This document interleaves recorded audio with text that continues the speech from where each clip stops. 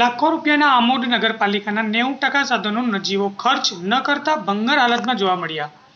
આમોદ નગરની સેવા અને સુખાકારી માટે વપરાતા 90% સાધનો ધૂળ અને કાટ ખાતા જોવા મળ્યા છે। નગરપાલિકા પ્રમુખની ગાડી પણ 1 વર્ષથી ગેરેજના ખુલ્લા મેદાનોમાં ધૂળ ખાતી નજરે પડી છે।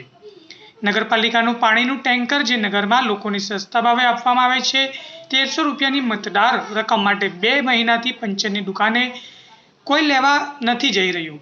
રાજકોટ ખાતે આટલો મોટો કાંડ બન્યા બાદ પણ આમોદ નગરપાલિકાનું ફાયર ફાઇટર આજ દિન સુધી રિપેર કરવામાં નહીં આવ્યું। નગરપાલિકાના બધા જ ગટર સાફ કરવાના જેટિંગ મશીનો ધૂળ અને કાટ ખાય છે।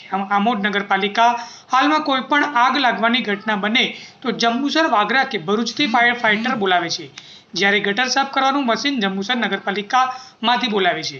તો શું આ આમોદ નગરપાલિકાના સ્વચ્છતા અભિયાનના સાધનો ક્યાં પડ્યા છે, કઈ હાલતમાં પડ્યા છે, કેટલા સમયથી પડ્યા છે, તે વિશે નગરપાલિકા પ્રમુખ કે ચીફ ઓફિસરને ખબર છે ખરી?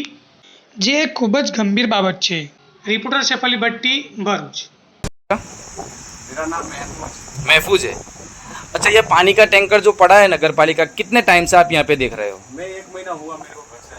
1 महीना हुआ, उससे पहले से यहाँ पड़ा हुआ? उससे पहले से है, दूसरा भाई था इधर। हाँ, उससे पहले से है। अच्छा ठीक है। इसमें क्या खर्चा है और कितना खर्चा है?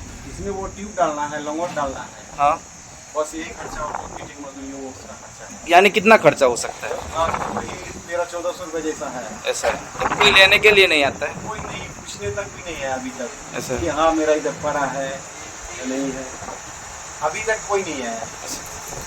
मैं 1 महीने से देख रहा हूँ, ऐसे 2-3 आदमी को बोला कि नगर पालिका का है। हम तो जानते नहीं है, मेरे सामने रखा ही नहीं। आपके दूसरे भाई थे उस टाइम? दूसरे भाई थे, वो गाँव चले गए, मैं उसके बाद में आया और 1 महीना से पड़ा है, कोई पूछने भी नहीं आता है। આ આમોદનો ફાયર ફાઇટર 1 વર્ષથી દૂર ખાય છે, બરાબર।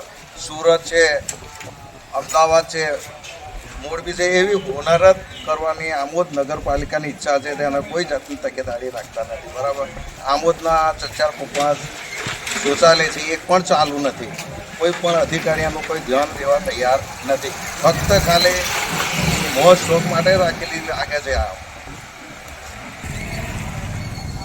આમોદના બધા મશીનો ધૂળ ખાય છે અને આમોદની ગટોળો તોફેરા ઉભરાય છે, પણ એનું કોઈ નિરાકરણ નથી આવ્યું।